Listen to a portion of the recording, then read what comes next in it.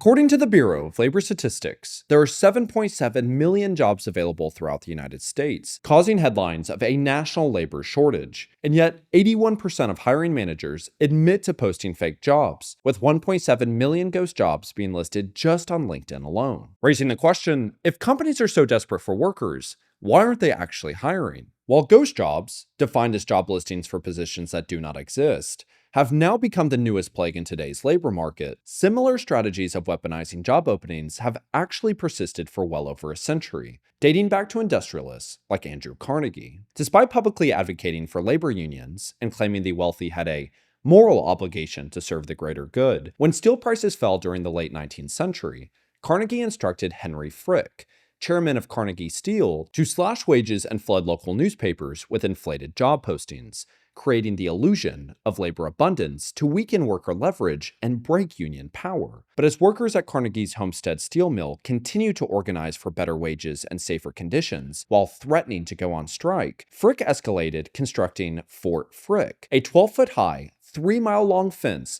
lined with barbed wire, water cannons, and sniper-filled watchtowers to lock out all of the 3,800 striking workers, while simultaneously placing job ads throughout poor neighboring cities, promising steady work, high wages, better conditions, and a paid train fare, all while carefully omitting that a strike was underway. And to protect the 1,700 incoming replacement workers, also known as scabs, Frick hired 300 agents from the Pinkerton Detective Agency, a private security force notorious for violent clashes with labor unions. And while the Pinkertons attempted to breach the strikers' blockade, gunfire erupted, triggering one of the bloodiest labor disputes in American history, where after days of violence, Frick called the Pennsylvania National Guard, deploying 8,000 state militia troops to restore order and reopen the mill under armed protection, now staffed entirely with scab labor. Elated, Carnegie cabled Frick, "Life is worth living again. First happy morning since July." And with the strike crushed and the union blacklisted from the steel industry entirely,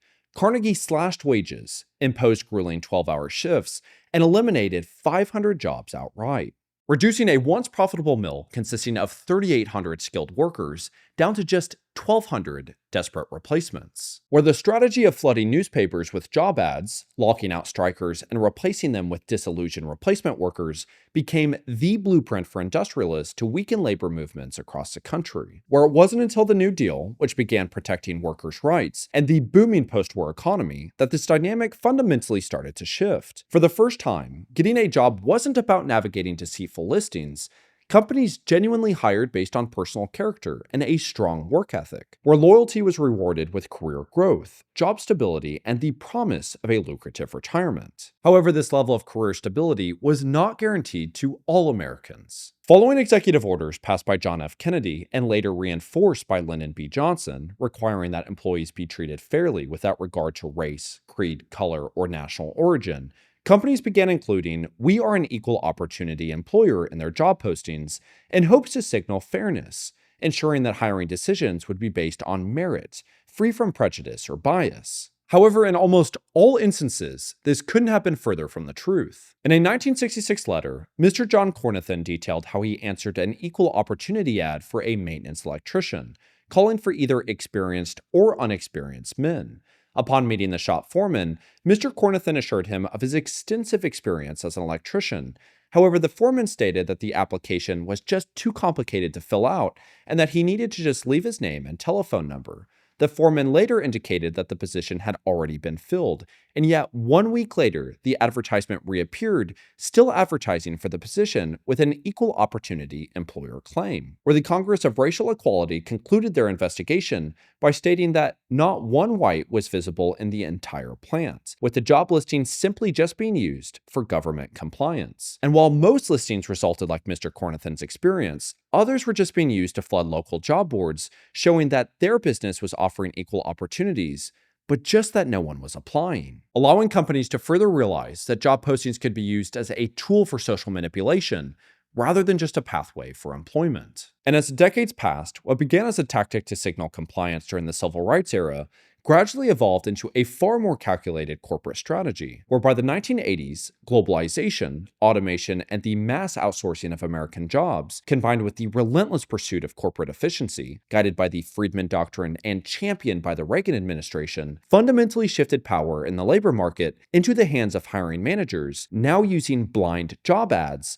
or listings that provided no information about the hiring company, to begin replacing internal promotions. Where a 1981 New York Times article noted, through anonymity, the company can prevent an adverse effect on the morale of employees who might think the opening should be filled from the inside. And while impossible to prove outright, there are strong indications that these earliest forms of anonymous listings became the first forms of ghost jobs. Posted not to hire, but to quietly test the labor market, collect resumes, and build leverage, while shielding the company from accountability. However, it wasn't until the rise of the internet that platforms like Monster, CareerBuilder, LinkedIn, and Indeed fundamentally shifted the recruiting process towards endless volume, especially as a 60-day job ad in 2003 on Monster.com cost employers just $305 while reaching 15 million unique visitors per month, compared to a one-week Help Wanted ad in the New York Times, which cost $549 and reached only around 1 million print subscribers. And with millions of applicants desperate for work in the aftermath of the 2009 financial crisis, companies quickly realized the incentive behind listing jobs that didn't actually exist. Where a 2013 article and interview from the Wall Street Journal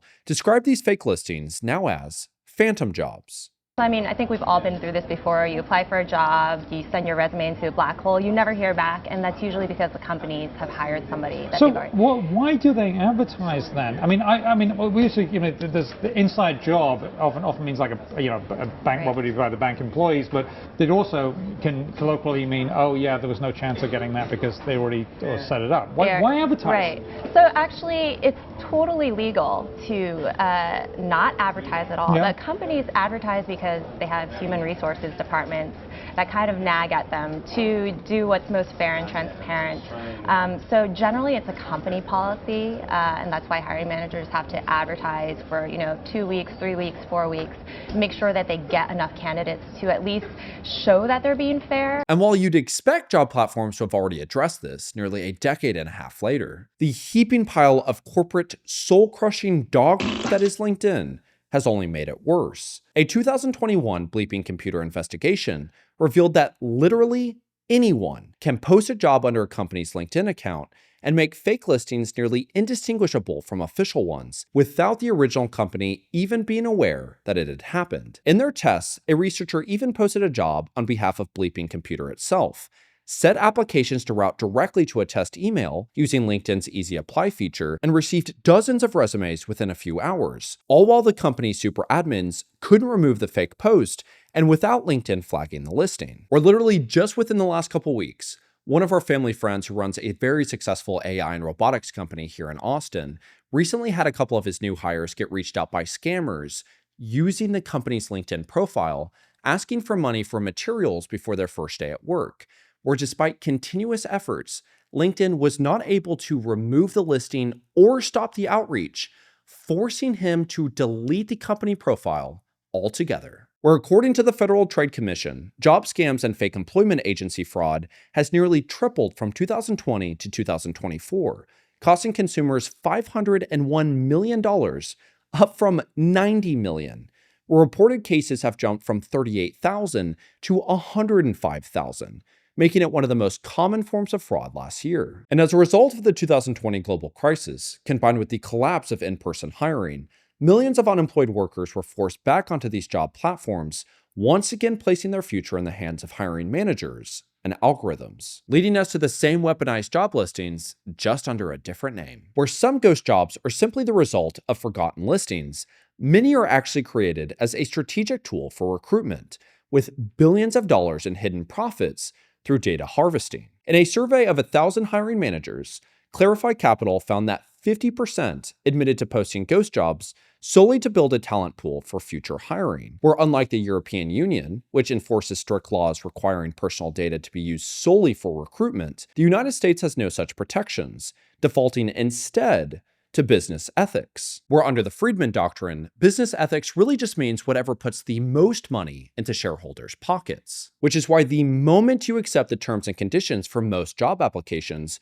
you're unknowingly signing away your personal data that can now be packaged and sold to brokers. Or journalist Bob Sullivan states, with the aid of thousands of HR departments across the country, Equifax has assembled one of the most powerful private databases of Americans' personal information ever created, where every week, data from 75% of Fortune 500 companies, 85% of the federal workforce, and countless institutions flow into these databases, tracking everything from social security numbers and salaries to healthcare coverage and job tenure, with companies like Facebook, Amazon, Oracle, AT&T, and Microsoft feeding the system. While other ghost jobs mirror the equal opportunity ads of the civil rights era, Tony Thorpe, a senior manager at Wells Fargo Advisors in Nashville, stated that his boss and HR told him if he found a financial advisor worth recruiting who wanted to bring their own assistant, the assistant's role still had to be posted publicly, where Thorpe admitted that he was instructed to then reach out to colleges and business associations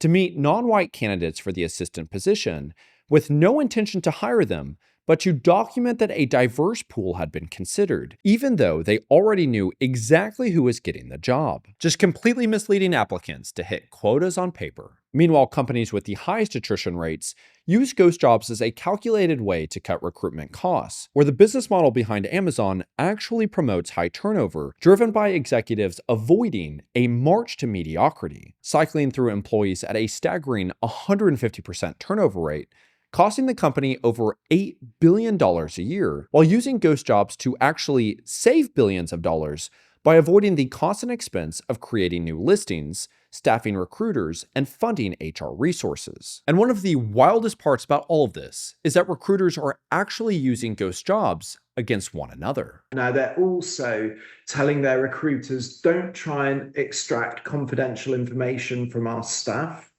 and don't pass us on confidential information from our competitors. Now, the backdrop to this, like you say, is the story from a few weeks ago about Odin Partners, which is a major recruitment firm for big Wall Street banks operating out of London and in Asia as well. So the core allegation was that senior officials at Odin Partners encouraged junior staff to phone up traders at really big banks, give fake names for themselves, fake names for Odin Partners, and try and persuade these traders to share sensitive information about P&L, salary, makeup of teams, some of which information Odin Partners would then share with its clients. Now, privately, there's some suggesting that those banks aren't concerned about these allegations at all, like one or two of these banks. So at one of these banks, there was a suggestion that there isn't a review into these allegations and they plan to keep working with Odin Partners. Another bank, there was a suggestion, well, you know, the information, the intelligence and the contacts that Odin Partners have are just so good, just so useful. So it's really difficult at this stage to say with any authority that the banks have got a serious problem with these allegations. And you're probably wondering, why isn't this illegal? The reality is, it actually is illegal, but only in Australia, where misleading job and business opportunity advertisements can actually range up to a $1.1 million fine. But again, since it is practically impossible to prove a listing is intentionally misleading, ghost jobs still heavily persist. Or in my opinion, I believe ghost jobs have not been made illegal or heavily restricted, at least here in the United States, due to the fact of how corporate tax subsidies have been implemented throughout the last 50 years. Or Greg Leroy, executive director of Good Jobs First, a national policy resource center promoting corporate and government accountability and economic development, breaks down on his website, as well as in his book, The Great American Job Scam, how tens of billions of dollars is routinely funneled through corporate tax subsidies for the promise of job creation, which in actuality often results in substantial job losses, where government officials are either entirely mismanaging taxpayer funds or, and as well as, receiving massive kickbacks when running for re-election. And all this is able to happen because society is blindly tearing itself apart choosing to attack one another rather than come together and actually address those that are pulling the strings. So to prove the magnitude of the situation, I'm going to show you the realities of this moral bankruptcy. According to studies by Clarify Capital, Forbes, and Resume Builder, more than 60% of companies who reported posting ghost jobs said they did so to make employees believe their workload would be alleviated by new workers. 62% of respondents said they posted ghost jobs to make their employees feel replaceable. 43% stated they used it to give the perception that their company was thriving despite uncertain economic conditions. 85% go as far to interview candidates despite not actively hiring for the role. Nearly 70% of them said posting fake job listings boosted revenue. 65% said the job ads had a positive impact on morale. And 77% reported an uptick in productivity among workers because they were scared of losing their job, with 70% believing that it is morally acceptable to do this. And this is probably the part where I now say, do these 3 things to avoid ghost jobs. But the reality is, I value your intelligence too much to do something like that. I personally find it incredibly frustrating to read the same pointless advice time and time again. Step 1, read the job listing. Step 2, send a letter by horse and carriage across the Galapagos River into the mines of Moria in hopes to actually talk to the hiring manager to then get permission to apply for the job, along with 7,000 other applicants. I'm sorry that I got emotional there, but I'm really frustrated because to see the moral bankruptcy like that, to see the 62% or 65% posting ghost jobs to show their employees that they're easily replaceable. When did we accept that that is the reality of the world that we're going to live in? Like, I can't imagine the souls of the people that do that. It's completely corrupted. And the reality is, with my channel being primarily focused on jobs, I get maybe 3,000 to 5,000 comments a week. And out of those, maybe 500 to 750 are individuals that they don't know what to do. It is, I really enjoyed your video, but I don't know how I'm going to feed my family. Or I have never felt so discouraged. I have a master's degree and I've applied to over 300 places and I still can't get a job. Why does nobody want me? And you name it. And the list goes on and on and on. I'm a single mother and I don't know how I'm going to be able to raise my son in this current world. I can't provide him the things that he needs. There are real people on the other ends of these applications that are just getting lost because it's this numbers game of corruption and greed. And the issue is that saying this, I'm preaching to the choir because it's not getting to the people that actually need to hear it. And so, truthfully, I don't know what to say here. I don't know. I don't have any 3 tips to do this. And it is the most frustrating thing in my videos that I don't have things that we can practically do. So what I'm just going to say is that I think in situations like this, what you need is hope. You need to see that there are things, there are people that are trying to get us out of this. There are things that are good. I am consistently speaking with individuals that are actively trying to create products, businesses, disrupt the very thing that we're discussing here. And they're meeting massive roadblocks, but they're finding creative ways to go around it. I know with myself, I'm going to continuously make these videos until I am able to get in front of the right people to then tell them these are the things that people are facing. Changes need to happen.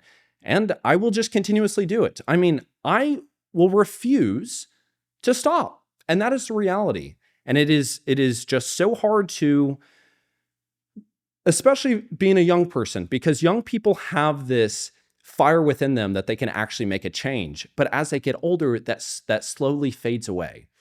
And it is going to be devastating that we're going to have a massive portion of this generation that already feels so discouraged, that is going to have that fire burn out quicker and not be able to make the change that society needs. And again, I'm sorry that I'm preaching this to you guys. you already know. But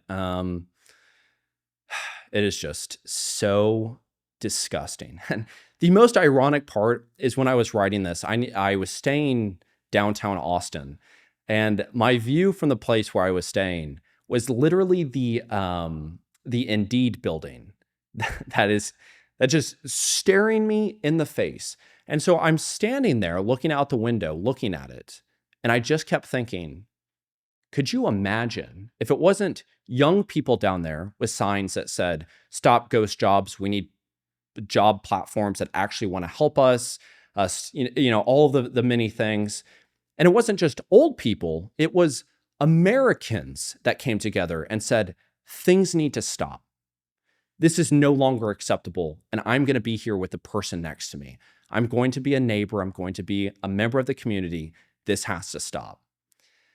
But the reality is that, we're going to keep tearing each other apart unless we can learn how to have conversations. But to get further information, LinkedIn I clearly am not a fan of that. A massive issue on what we're facing in this discussion.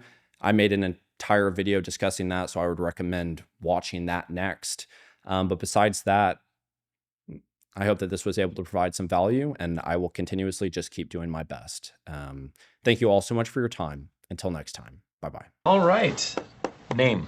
Dwight Schrute. Thank you, Mr. Schnute. We will let you know. You have to interview me. I just did. The answer to that one question told me everything I need to know.